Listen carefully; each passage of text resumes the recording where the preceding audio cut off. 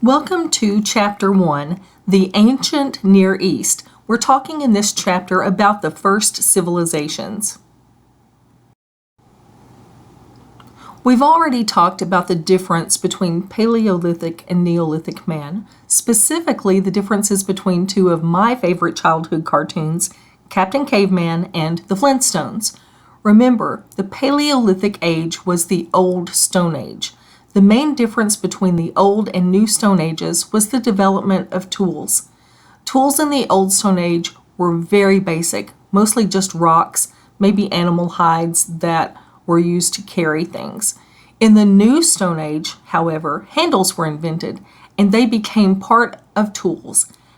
In many cases, this one simple advancement made work much easier. Notice the image here of Fred Flintstone. Obviously, Neolithic man did not have a lawnmower like this, but the cartoon does show the use of some basic developments that advanced civilization: wheels and handles. When we talk about the Paleolithic age, we're referring to a period of time about 2.5 million years ago in East Africa, and the development of Homo sapiens, which is the human species. But it's important to remember that this was not the only civilization in the world. Right here in Arkansas, we had hunters and gatherers who wandered this area. There has been evidence found near Crowley's Ridge that Paleo-Indians at least temporarily inhabited that area during this time. They used novaculite to create Clovis-fluted points like arrowheads and spear points. Paleolithic people were hunters and gatherers. Men typically hunted and the women and children gathered. If you've ever carried a toddler on your hip, you can see how helpful they could be for gathering.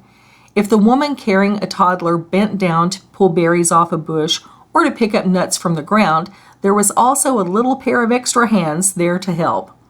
Paleolithic people were cave dwellers, and they had torches for light. They also created beautiful cave art. Now, we don't know why they created that art. Maybe it was for beauty. Maybe it was to tell a story or to record an important family or community event. The people of the Paleolithic age were polytheistic, and poly means many. Theism refers to religion or gods. So, early man believed in many gods. They believed in many gods because they had so many different things that they just couldn't explain otherwise. If it rained, the god of rain made that happen. If there was a drought, a god of heat caused that. Or maybe the rain god was mad and withheld rain. Everything to Paleolithic man was controlled by God. They even thought that the elements were alive. And this reminds me of something I heard as a child. Today, I call it a sun shower. That's when it rains but the sun is out. Common regional folklore sometimes refers to this element as the devil beating his wife. While we don't really believe that that's what's happening, it's a throwback to this idea that the elements were alive and caused by gods, or in this case, a demon. This Paleolithic age stopped about 10,000 years ago when agriculture began.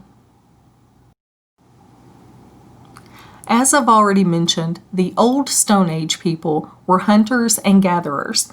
They were constantly moving to find food, which meant that they were always on the hunt for new shelter too. But once these people realized that they could plant and harvest, everything changed.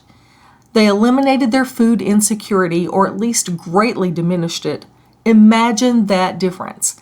Think about it. If you wake up in the morning and have to forage to find breakfast, you're burning calories while you're doing so. So consider this. There are about 185 calories and 4 grams of protein in 7 walnuts. Walking a mile to get to those walnuts burns 114 calories.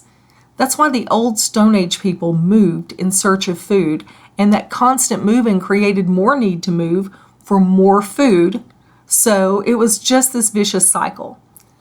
People were eating for survival and surviving in order to move and eat, to continue that hunting and gathering.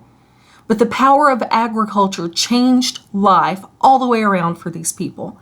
Settlements began, and they created more tools to use for agriculture and domesticated some animals to help.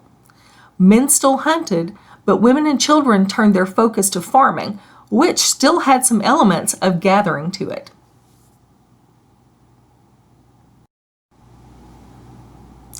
Agriculture brought about several results to contribute to the development of civilization.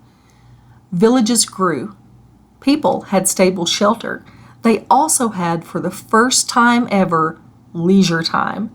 That led to the development of hobbies and trade skills. The hobbies led to the practice of the arts, like clay pottery making or basket weaving, and businesses also developed from there. If one farmer produced a great deal of food, he might trade it for goods created by one of these artisans or harvested by someone who planted something else. As you might imagine, an upper class also begins to emerge during this time, usually the farmer who had the highest production, but a tool maker or artist could have also emerged toward the upper class. And of course, agriculture led to more technology developments. When we're talking about Neolithic technology, obviously we're not talking about earbuds or computer software. Technology of that age included the potter's wheel, which greatly improved pottery. Now clay pottery had been used previously for storing water and such, but this pottery wheel made it more consistent, which meant it had more uses. One of my most favorite gifts my daughter ever made for me was a pinch pot that she made from clay in her preschool class. I don't know if you've ever made one or not. It's a little piece of clay, and you basically use your thumbs and your index fingers to create a water-holding vessel. Now, this clump of clay was knotty and lumpy, but ultimately it held water and a little flour. Until the potter's wheel, there wasn't a good way to control the thickness of clay pottery. It was all done by eye and hand, much like this pinch pot that little kids everywhere make at one time or another. The wheel, however, spins the lump of clay at a consistent speed while the artisan shapes it, and that creates an even clay pot. And that evenness made them great for cooking and for storing things. The wheel in general also came about during this time, as did the sail. So both of those, the wheel and the sail, were very important for transportation and made these goods easier to move both on land and water, which really helped develop trade.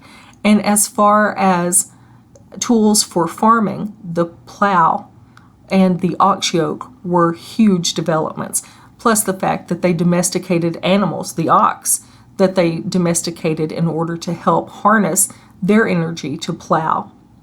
So Neolithic technology also involved the use of metals for tools, which included copper first, and then bronze, which is a mix of copper and tin. The developments of the Neolithic age had quite an impact on civilization. The population increased. People were no longer just surviving.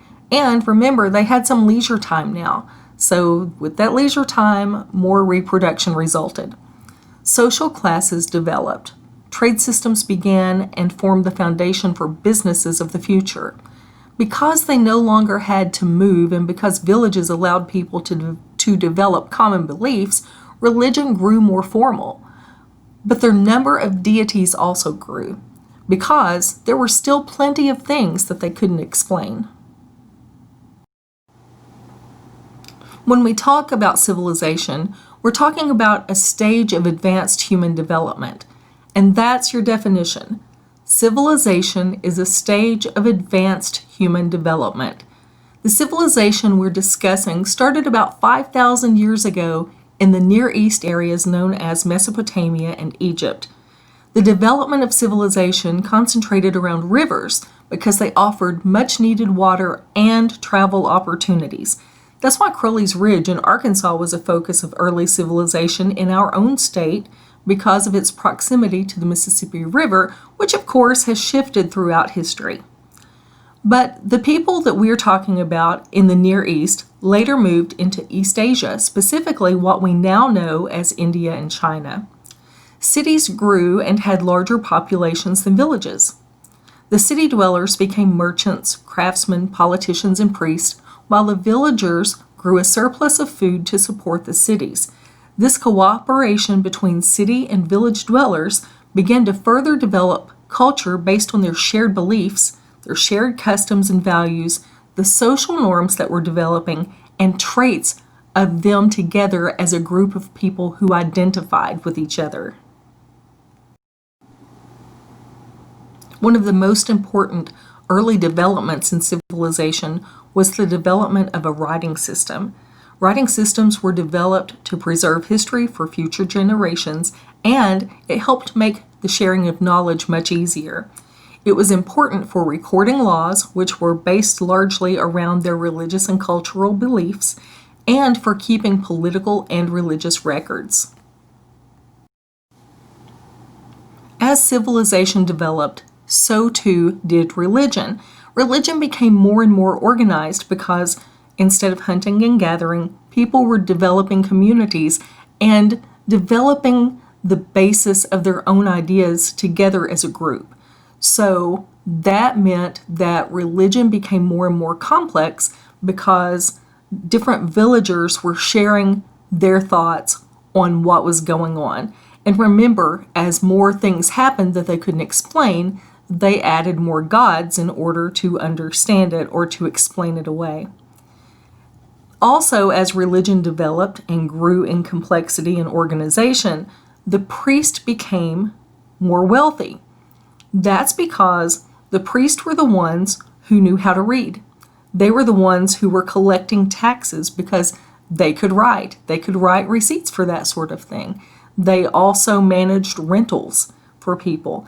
And they also collected money for festivals. We'll talk a little more about that a little later. Religion also eased the fear of death for these people, some more than others, and again, we'll talk about that shortly.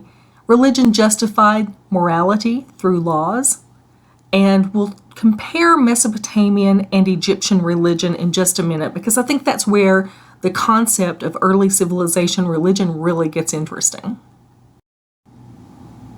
So let's talk specifically about this area, the Sumerians and the Egyptians and their first civilizations that developed along their rivers.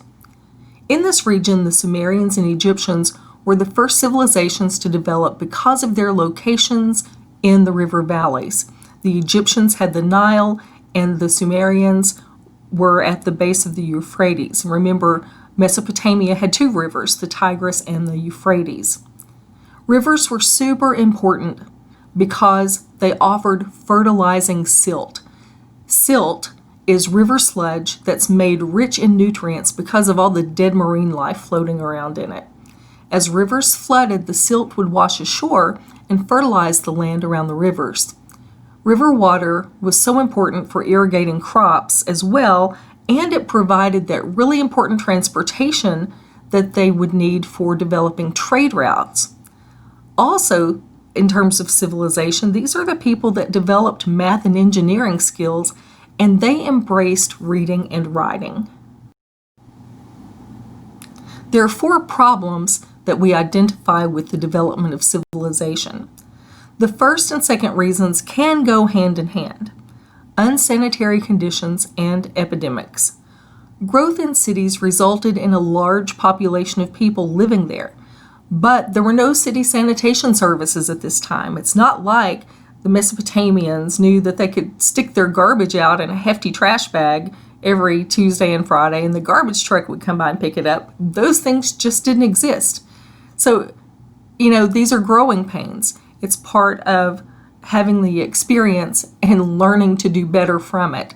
So piles of garbage were literally developing everywhere, and that included everything you can imagine: rotting foods, human waste, all those things that would smell disgusting were right there by the settlements. In some cases, these drew disease-spreading vermin in addition to just being unsanitary in general. And whenever there are large groups of people, diseases can spread among them. Slavery was another problem that arose from civilization. It was generally a result of war and conquering, but slaves were held to do hard labor. Also, the fourth one that I'd like to mention is war. War was planned, not random. Now that sounds kind of strange. Why would that be a problem if it was planned and not random? So think back to where people began as hunters and gatherers. No one planned a war. They wandered aimlessly looking for food and shelter constantly. So, perhaps they might happen upon another group of people who wasn't friendly and a fight would ensue, but that wasn't planned. So the development of civilization created also planned war because people wanted more. They wanted more land. If they had more land, maybe their garbage problem wouldn't be so bad. Or if they had more territory, maybe their epidemics would go away because they could spread out a little more. So the development of civilization also developed this conquering desire.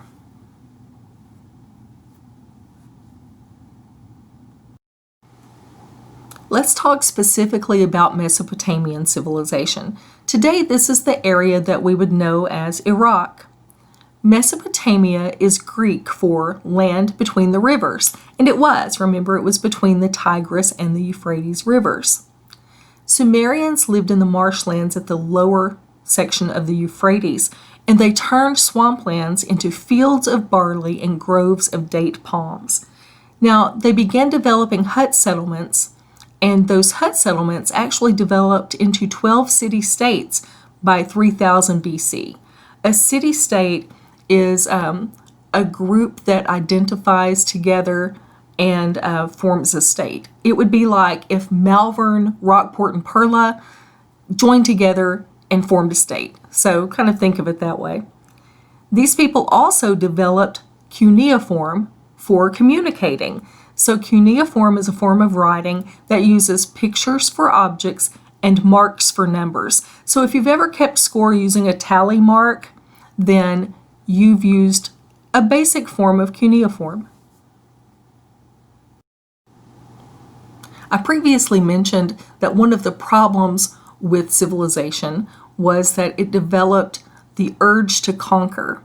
And that brings us to Sargon the Great. Sargon the Great was the warrior king from Akkad who conquered the Sumerian cities in about 2350 BC. He built the world's first empire from the Persian Gulf to the Mediterranean Sea. Now, in order to protect this vast land, because it was huge, right? So he appointed governors to different sections of land in order to oversee those sections. And he built garrisons, large forts or fortresses in order to protect those lands. And he appointed the governors then would answer to him as they oversaw. He kept a large army to protect the territory and to fight for new territory because, again, the conquest for more land became very important. And the Akkadians adopted Sumerian culture. Now, as the conqueror, Sargon could have gone in and said, hey, it's my way or the highway. From here on out, you guys are going to dismiss your old culture and you're going to be Akkadian in every sense of the word. However, there were things about the Sumerian culture that Sargon appreciated. And so he says, teach us your ways. And because of that, he actually helped preserve Sumerian culture. And that part of that included cuneiform. So cuneiform began to spread throughout his territory. Sargon is not the only one who helped perpetuate the Sumerian culture. His daughter, Enheduanna, also helped. She was the world's first known poet, and she used her poetry to capture and preserve elements of Sumerian culture. She also served as high priestess of and so if you study the Bible, you might remember that Abraham was also from So withAUDIO, as the world's first poet, wrote these poems or hymns to the deities and included Sumerian deities when she did so. These poems and hymns would have been used to worship the gods and to beg them for help or for forgiveness, whatever they needed. Eventually, Sumerian language was replaced by a Semitic one that would refer to Hebrew, Arabic, that sort of thing. Sumerian religion, legal, literary, and artistic forms endured because of withAUDIO and her father, Sargon the Great. I think the religious differences between the Mesopotamians and the Egyptians are really where things get interesting. So we'll talk about the Mesopotamians here, and we'll get to the Egyptians in just a moment. So in terms of Mesopotamian religion, they viewed wars as conflicts between the gods. Now, we know that they wanted land, they wanted territory, so they would seek to conquer, but they didn't see that as serving their own needs. They felt like gods made them do that. And also, gods chose the victor of the war. It had nothing to do with whether you were prepared or whether you were the strongest or whether you were the smallest army. If the gods were in your favor, then you would win. It had nothing to do with human effort. And that was just part of the myth that of the Mesopotamian religion. The Sumerians also, as part of the myth of Mesopotamian religion, thought that humans began as plants or clay. So think about it, these people have harnessed agriculture and they can plant a seed and they see it grow. So they developed stories that were similar to that, where people grew like plants or they were shaped like clay. They also believed that humans did their God's will on earth, and they did not make any decisions without consulting the gods first. The Mesopotamians also believed that their cities were sacred and belonged to the gods. So everything they did was to appease the gods. They wanted to appease the gods in order to get protection from the gods. And so one of the ways they did that was to sacrifice animals. So they sacrificed these animals, and sometimes they would read their entrails. So if you're in the 8 a.m. class, I'm sorry you're having to deal with this early in the morning. But what that basically means is that they would burn the animals and then they would read, sort of like people read tea leaves, they would read the ashes or the burned intestines that were left behind from their animal sacrifices. Also, the temple was the center of city life, and priests, as I've already mentioned, collected rent, they ran businesses, and they took festival donations. And that's important because if you have a lot of gods who can either make you happy or can make you miserable at the drop of a hat, then you're going to have a lot of festivals to try to celebrate those gods. So donations were very important, and keeping up with those donations, likewise, a very important job. And that's why priests were so important in the community. And temple scribes also helped keep receipts and records. And there were priests and priestesses at this time. So if I have not been clear enough up until this point, I want to be very clear. The Mesopotamians believed that the gods controlled everything. They saw gods and demons everywhere in nature. They wore charms for protection and begged gods to help them and begged gods not to hurt them. Their success and their failure was purely decided by the gods. So if we were looking at things today and comparing things, we might call that predestination today. Consider that they explained all of the things they couldn't understand in nature by saying a God was in charge of it. Well, if you can't understand nature, then nature's very unpredictable. So that made them believe that the gods were likewise unpredictable. And this unpredictability yet dependence on the gods was a desperate situation. These people were in great despair. And as a result, they believed that their afterlife was miserable, that they would go to the underworld, or basically hell, or they'd be left as a spirit left to torment the living on earth. In terms of Mesopotamian government, kings were selected by gods to be their earthly representatives. And of course, the kings administered the laws that came from the gods. We have some example of the laws of this time period in the Code of Hammurabi from 1792 to 1750 BC. So these Babylonian codes were preserved in these huge black stone pillars that the laws were written on for everyone in the community to observe. In these laws, the women were subservient to men. However, women and children were protected from abuse. Death was the penalty for adultery, for helping slaves escape, and for theft by receiving.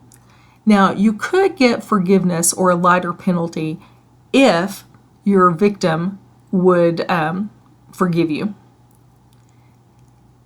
The Code of Hammurabi also showed class differences because it had a worse penalty for harming a king than for harming a peasant. So we see that distinctive class structure there. And it also established many laws that were related to business and trade.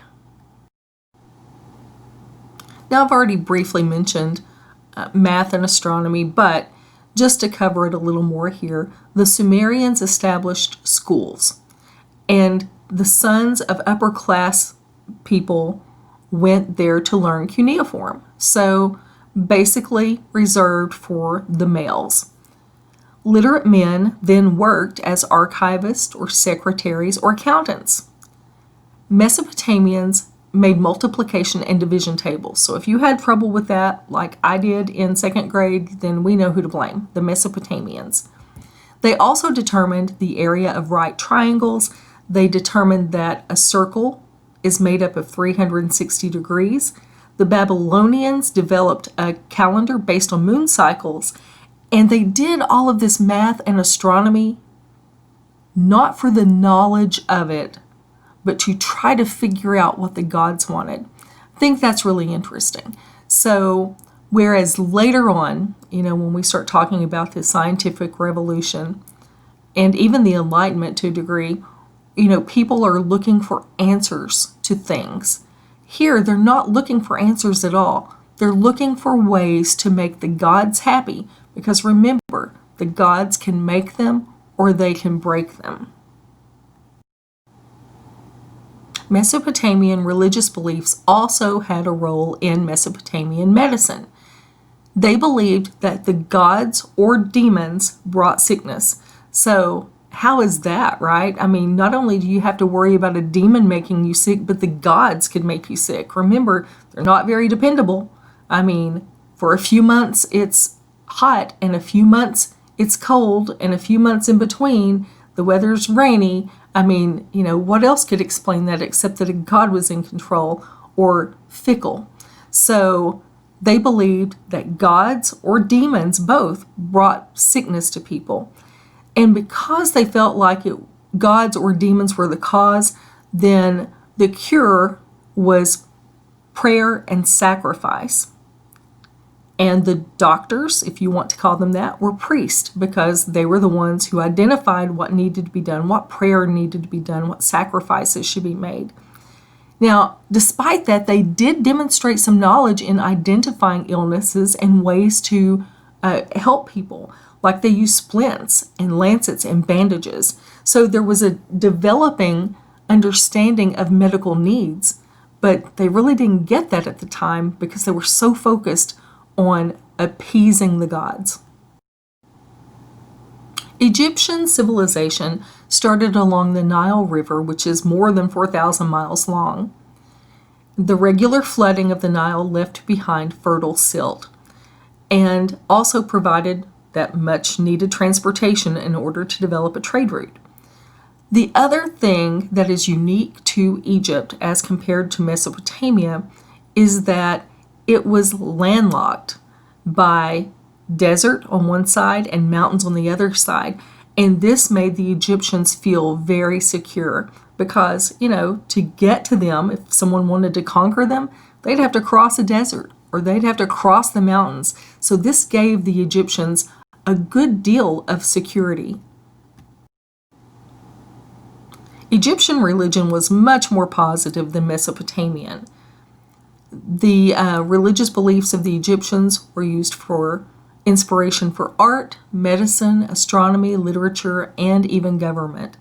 The pharaohs, the leaders or the kings of Egypt, were man gods. That is, they felt like the pharaohs were gods who walked on earth to serve kind of as intermediaries between humans and the gods. The Egyptians also worshipped animals because, think about it, gods could do anything, so they could take on the form of an animal too. They also believed that nature was controlled by gods. They, however, had a very hopeful afterlife, and that's why they took great care to preserve the body like they did. They included letters from family in the burial wrappings, and they also had eulogies to help the dead ascend to heaven sooner. So basically, they would say good things to encourage the gods to go ahead and take them in. And think about it, we still do that today with eulogies in a traditional funeral service. And they also believed that in the afterlife, they would have a pleasant reunion with family and friends who had also already passed. We won't cover the periods of Egyptian conquest in detail. There are two things here I do want to point out to you, though, that Narmer conquered the delta and lower regions of Egypt in about 2900 BC. And you'll see on your slides that Narmer is also known as Menes. Now, Menes was kind of to Egypt as Romulus was to Rome as far as, this kind of folklore goes. We don't read much about Menes until much later in Egyptian history, but we believe, or historians believe, that Menes and Narmer are one and the same, and that would have made them the first human ruler of Egypt and the beginning the first dynasty. Also here, I want to point out that pyramid construction began using tens of thousands of laborers in what we call the Pyramid Age from 2686 to 2181 BC. In this new Egyptian kingdom, aggressive pharaohs conquered all the way to the Euphrates. Now, this led to the development of a professional army and increased power of priests. Foreign slaves from conquest provided more labor and encouraged and accelerated trade and cultural sharing because this whole land now, they had contact with more people, this huge territory that went all the way to the Euphrates River. They're connecting with more people than ever before, which really accelerated cultural exchange. Egyptians were largely polytheistic, which we know means they believed in multiple gods, but there was one who started his own brand of monotheism. Monotheism means worshiping one god. And this pharaoh was Amenhotep IV. So Amenhotep IV worshipped the sun god, Aton, who was the god of all people. He changed his name to Akhenaten, which means it is well with Aton. And he started this new holy city called Akhetaten.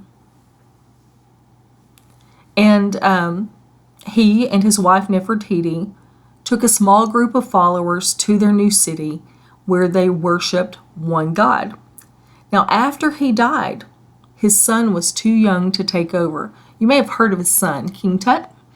Anyway, King Tut was too young to rule on his own, so he had a system of advisors, and they advised that the community would go back to polytheism, and they were so concerned that they had blasphemed the gods, plural, that they tried to chisel away, literally chisel away, any kind of recognition of Amenhotep IV or Akhenaten from their records, from their documents and their temples.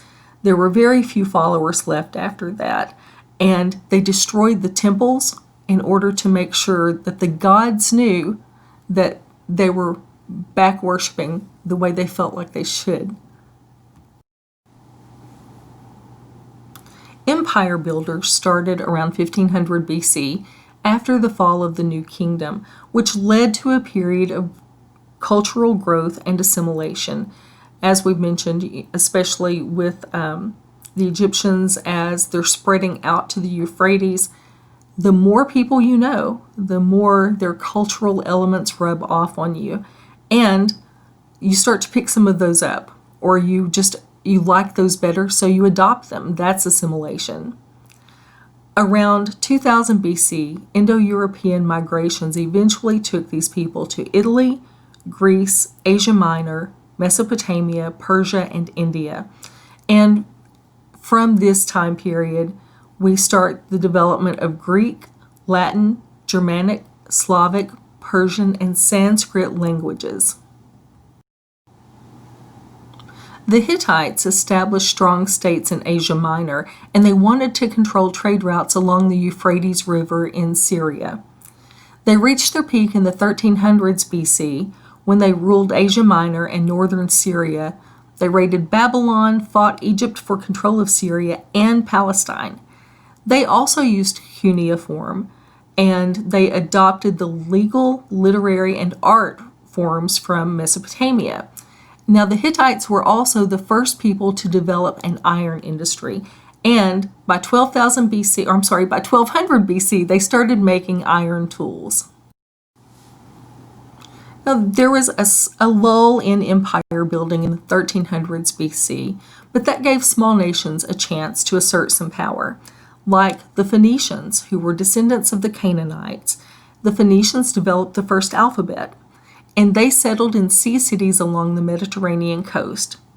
The Arameans settled in Syria, Palestine, and northern Mesopotamia, and the Hebrews also came about during this time period, and we will discuss the Hebrews more in detail in chapter 2. After a lull in empire building, the Assyrians came back strong in the 9th century BC. By the 8th and 7th centuries BC, the Assyrians were ruthless conquerors of Mesopotamia, Aramea, Babylonia, Syria, Palestine, and Egypt. The Assyrian king, King Ashurbanipal, governed absolutely. That meant he and only he was in charge.